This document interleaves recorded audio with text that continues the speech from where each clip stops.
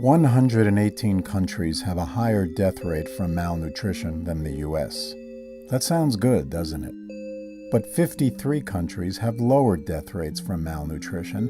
We don't do as well as Japan, the Czech Republic, Iceland, the Bahamas, Canada, the Netherlands, Poland, Cuba, Italy, Spain, New Zealand, Lithuania and Slovenia, Macedonia, Malta, and especially Croatia, where nobody dies from malnutrition.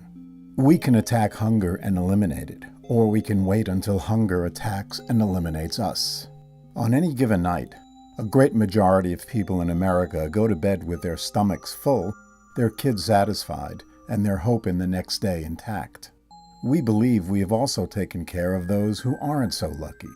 We've created a social safety net to catch those who can't make it on their own. They too can have enough food for themselves and their families.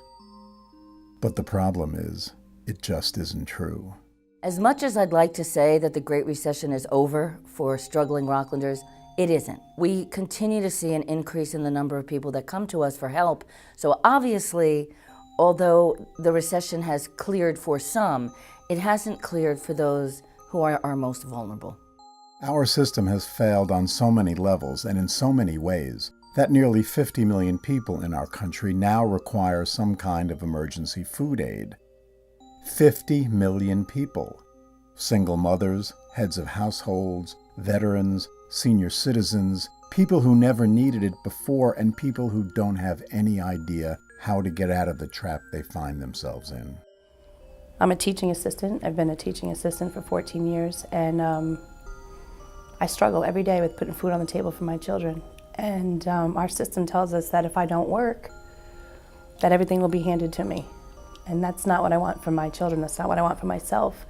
But that's not what I want for my children. I am blessed with a job, but it's just not enough to support me and my two children. And I don't want to sit home and collect from everywhere. I want to be a role model. We've shredded the safety net that protects us from poverty. The federal government will declare a family of 4 impoverished if they bring in $23,000 or so per year. Then they get the full benefits. A minimum wage job earns about $15,500 per year. 2 minimum wage jobs in a family will earn about $31,000 per year, but will likely result in the elimination of some, if not all, benefits. So they're trapped. If they don't have the opportunity or access to considerably higher paying jobs, they will not be able to absorb the loss of benefits that working will result in. Hunger in any family shouldn't be. The program helps those families that are single parents who can't really provide for their family like they should, and that extra goes a long way, and it means a lot. Like myself, I'm a single parent, on a fixed income, so you live by your means.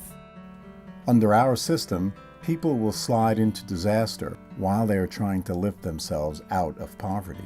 We can help make sure a family will be able to eat. Your donation of just $80 makes sure that a family of 4 can eat for 2 weeks.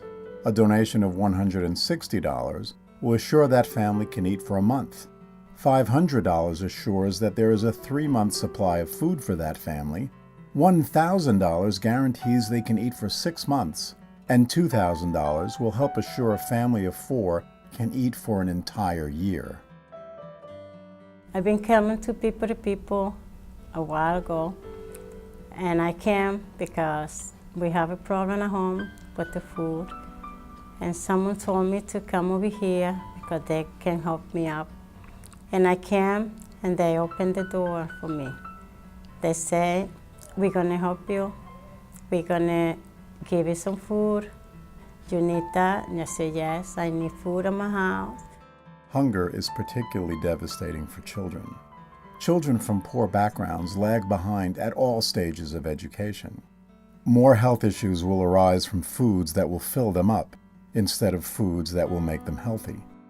They give a lot of fruits, they give a lot of fresh vegetables, and that I love because my son is kind of picky with vegetables, but I can, integrate those with what I have home, and it really, I could just put it all together, and, he can get that nutrition that he needs, because sometimes I really can't afford to get all, the fruits and vegetables. They're very expensive. In the United States, the cheapest and easiest foods to get are also the least healthy. In Rockland County, 30,000 food insecure people live here. That's 9.5% of our population. When kids get the food they need, they do better in and out of the classroom. Hungry children can't learn. Kids who can't get a good education will not be able to get jobs. And where does that leave us as a country? Where does that leave us for our future? If we can't make sure that every child has a healthy breakfast, healthy lunch, and a healthy dinner, we are jeopardizing the future of our nation. Hunger is a complicated issue. Feeding a hungry child is not. But until we can afford to make that happen, it is up to us to make sure we can avoid the life-inhibiting effects of hunger here in Rockland County. I always gonna pray for this place to not be closed because a lot of people need things. It's the last place they want to be. Coming to a food pantry is the last thing they want to do. But they have to come here. And we're here to treat them with consideration and courtesy and respect so that they can put food on their tables. These are vital members of our community, and we need to do what we can to help take care of them. I have 2 kids that don't need to know that mom struggles. I don't know what I would have done without People to People, to be honest with you. Help us to give a child, a senior, a single mom, a veteran, or anyone else in need food today. Help give someone the way forward, a lifeline before more of our neighbors slip into the quicksand of poverty.